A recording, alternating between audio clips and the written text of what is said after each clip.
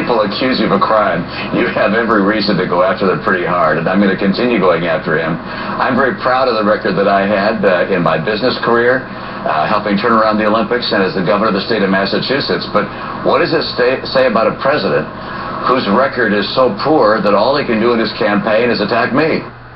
Mitt Romney on Fox taking exception to the way President Obama's campaign has characterized his role at Bain Capital. But is this an issue that will get him traction with voters? Here now with our other big story, the race for the White House, is President Obama's former chief of staff, William Daley. Mr. Daley, a lot of heat being stoked up by the Democrats about apparent alleged criminal Mitt Romney hiding all sorts of dark secrets from us. Clearly a deliberate campaign to smear him. I don't think anyone argues about that. Is it valid? I would disagree with you, Piers, on that comment this morning. Nobody has said he committed a felony.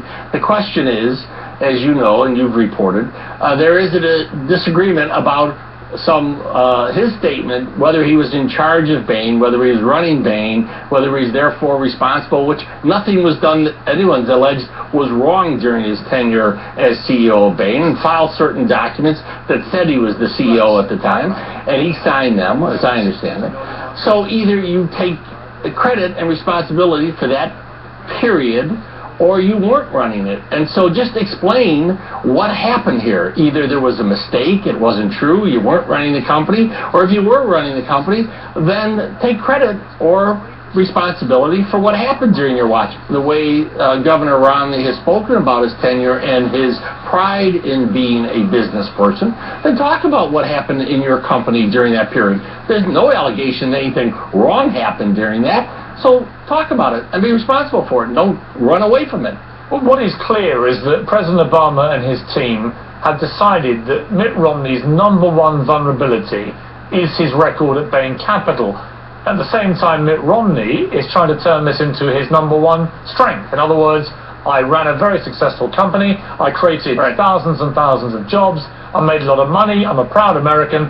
What's wrong with that? It comes down to whether the American public are going to agree with your guy who says that Romney was a job wrecker, buying companies, destroying them, fleecing them, making money, or whether they believe Mitt Romney. But why do you think it's this issue that President Obama feels so strongly is the key one? Well, look at Governor Romney from the very beginning has said, I have the credibility to be president because I ran a business. That's been basically the sum and substance of his argument as to why, at this difficult time economically, he should be put in by the American people as president. As though being CEO of a company is somehow a qualification and sets you apart from other people to be president. The truth is, having spent a year as chief of staff, this analogy of the president to a CEO, or because someone's been a CEO, therefore that's a great qualification to be president, is ridiculous. Yeah, but hang on. Name the great presidents in our history who have been CEOs of companies. Let me jump in. You may say it's ridiculous, but it also doesn't necessarily mean it makes him unfit to be president. Many people would say right now. Many people would say right now that what America needs, $16 trillion in debt and all the mess that it has, the one thing America needs more than anything right now is probably a president who does have a good business brain. So I can see this argument playing out either well or badly for the president, because the American people may go, yeah, actually I buy into this. I could accept a president who's a successful businessman. They may, you're right. And that's obviously the governor's argument from the very beginning. And therefore, if it is about his business career and that which he did in his business, then why is everything about that business and his tenure as CEO not fair game for the American people to fully understand, and he standing up and going through the successes in that business?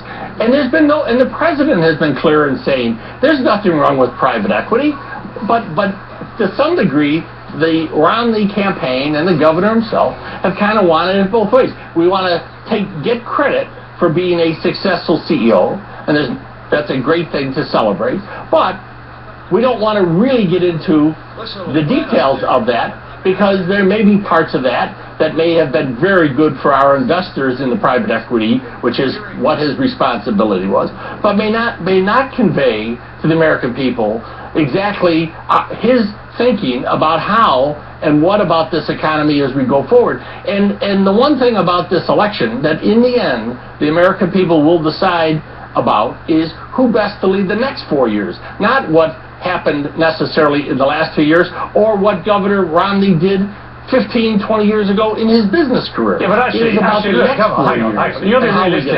Let's be realistic. I mean, actually, that's not how it works with elections. But people don't vote thinking, I wonder what's going to happen in the next 4 years. People vote normally... Well, I disagree with you, Piers. Well, I would argue people normally vote in elections based on how they think the incumbent president has performed in the previous 4 years. They judge him on his performance, don't they?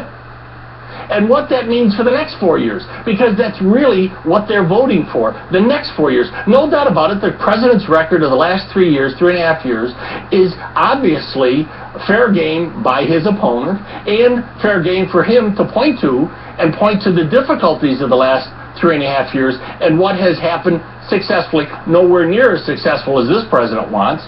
But you're right, but in the end, the American people will look at his record and what that means for the next 4 years as they will look at Governor Romney's record, both in the private sector and in his career as 4 years as governor of Massachusetts, and what that may mean for his leadership the next 4 years.